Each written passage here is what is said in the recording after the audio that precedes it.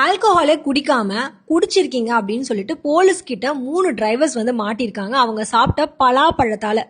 S, கேரளால இந்த சம்பவம் நடந்திருக்கு. 3 டிரைவர்ஸ் வந்து பாத்தீங்கன்னா அந்த டிராபிக் சிக்னல்ஸ்ல எல்லாம் அந்த பிரெத்தலைசர் டெஸ்ட் எடுப்பாங்கல்ல, நீங்க குடிச்சிருக்கீங்களா இல்லையான்னு ஊதி காமிங்க அப்படின்னு சொல்லிட்டு அதுல வந்து இவங்களுக்கு பாசிட்டிவ்னு வரவோ இவங்களை அரெஸ்ட் பண்ணிட்டு இருக்காங்க. ஆனா அந்த டிரைவர்ஸ் 3 பேரும் கன்ஃபஸ் பண்றாங்க, நாங்க குடிக்கவே இல்லை, நீங்க வேணா பிளட் டெஸ்ட் எடுத்து பாருங்க அப்படின்ட்டு. பிளட் டெஸ்ட் எடுத்து பார்த்தா ஆக்சுவலா அவங்க குடிக்கவே இல்லை.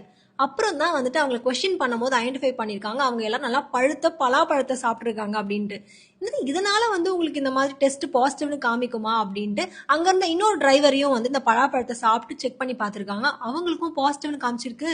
இது பாசிபிளாங்கன்னு ஏன் கிட்ட கேட்டீங்கன்னா ஆக்சுவலா அது பாசிபிள் தான். ஏன்னா பழாப்பழம் வந்து பழுக்கும் போது அதுல இருக்க சர்க்கரையோட அளவு சுகர் கண்டென்ட் அதிகமாகும். ஸோ நேச்சுரலாவே அதுல வந்து ஃபர்மெண்டேஷன் ப்ராசஸ் ஸ்டார்ட் ஆயிடும்.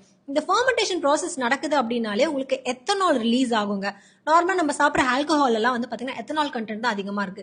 ஸோ இந்த எத்தனால் வந்து அந்த அளவுக்கு இருக்குமான்னு கேட்டீங்கன்னா இருக்காது. பட் கொஞ்சம் ட்ரேசஸ் ஆஃப் இந்த எத்தனால் வந்து உங்களோட வாயில அந்த ஸ்மெல் வந்து கொஞ்ச நேரத்துக்கு இருக்க தான் செய்யும். நெக்ஸ்ட் டைம் பழாப்பழம் சாப்பிட்டாலும் டிராபிக் சிக்னல்ஸ்ல கொஞ்சம் பார்த்து போங்க. அண்ட் இந்த இன்ஃபர்மேஷனை மறக்காம உங்களோட ஃப்ரெண்ட்ஸ்க்கு ஷேர் பண்ணுங்க. இந்த மாதிரி nutrition and health related information தெரிஞ்சுக்கிறதுக்கு என்ன ஃபாலோ பண்ணுங்க. பிகாஸ் தெரியாம சாப்பிட்டதெல்லாம் போதும், இனி தெரிஞ்சுட்டு சாப்பிடுங்க.